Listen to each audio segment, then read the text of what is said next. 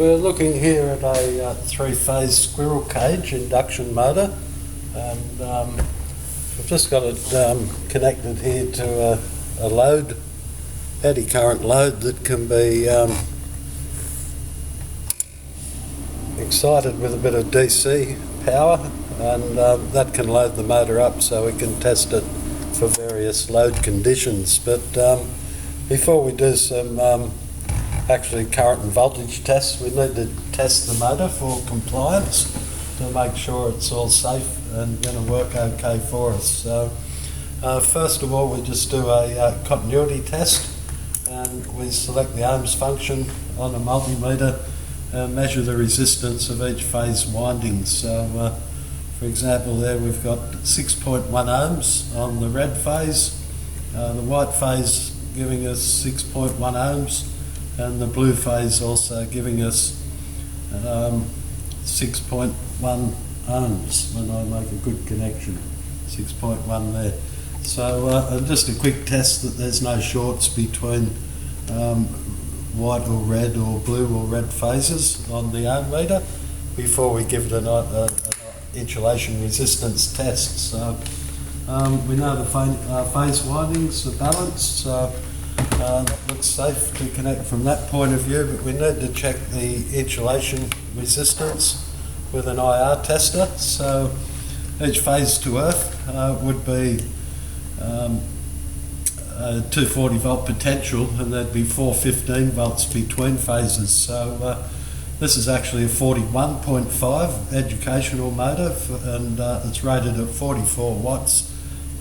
Full load current of 1.6 amps at 1365 RPM at 50 hertz. So an IR test phase to earth will just simulate the real world. So we select twice the rated voltage of the phase voltage, 500 volts DC, and the common goes down to earth and the positive goes on to the phase windings. So on to earth with the common, and testing there the white phase showing an infinite amount of resistance. The meter's not working, just proving that the meter's functioning okay. And we've got clear insulation resistance from phase to earth. And the rules say must be greater than 1 megohm.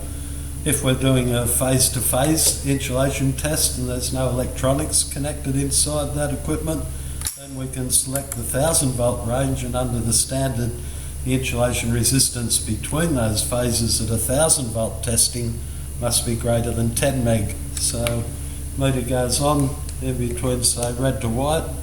We're showing an infinite amount of resistance again, and blue to red also infinite. So there's no shorts or breakdowns of insulation in that particular motor. We should be right to go ahead.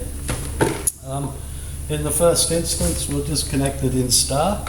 And so all the finishes of the phase windings get joined together to make a star connection. There we are. And we bring in a three-phase supply to the each phase winding, so red, white and blue to the three-phase supply.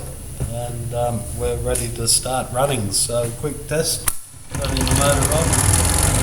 You can see that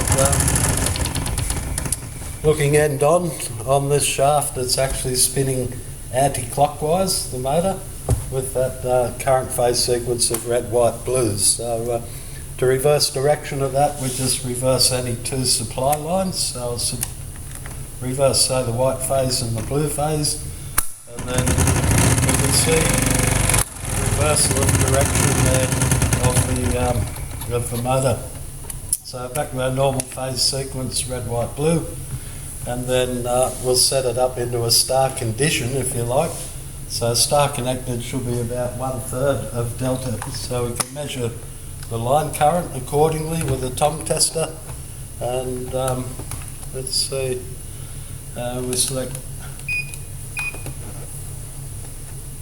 up there. Let's put that up there so you can see it a little bit better, I hope.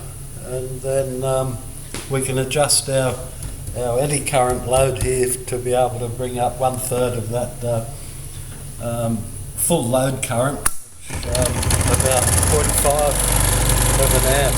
So no load on there at the moment, about 0.4 of an amp. And I can just put a little bit more load on the motor. So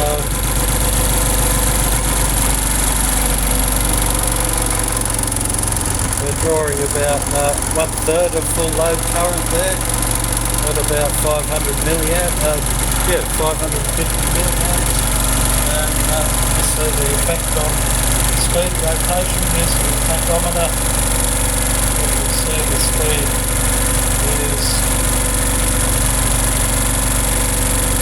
about 1420 as the RPM. So for a 4-pole motor, it's all pretty standard there. So that's our star connection, looking at phase line currents and phase reversal or reversal of direction of the 3-phase motor. So if we're going to connect it in delta, just pull these supply lines out and make a delta connection now for the induction motor. We join start to finish. So U1 can go to W2,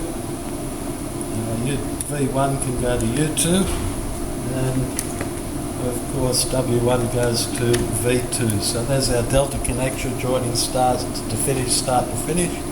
In come our supply conductors, red, white, blue, into the terminal block. And again we can look at line current with our clip-on toggle tester. So just starting that up in delta now, about 3.8 amps. It's starting and it's running there at about 1 amp.